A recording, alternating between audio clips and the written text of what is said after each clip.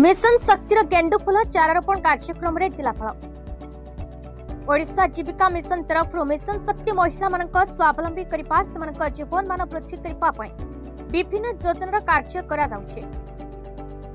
कलानारा block रे विभिन्न कार्यक्रम हाथ को नियाଯାଇଛି। कलानारा ब्लॉक टिमिरीगुड़ा ग्राम पंचायत अंतर्गत के डेंगार सर्की ग्राम रे आज गेंडुफुल चारारोपण कार्यक्रम को जिलापाल श्री मनोज सत्यपान महाजन शुभारंभ करिसेंती। मिशन शक्ति मां मान सहित जिलापाल चारारोपण उत्साहित करते। ब्लॉक बड़ खिला पचर पंकिल डुमरीगुड़ा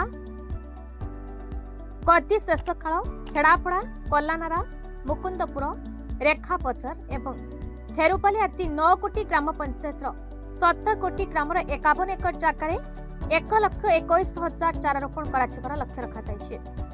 एसहित जिलार अन्य ब्लॉक रे मध्य गेंडुफुल चाष कर मिशन शक्ति महिला मानक आर्थिक स्वावलंबी कर लक्ष्य रखा।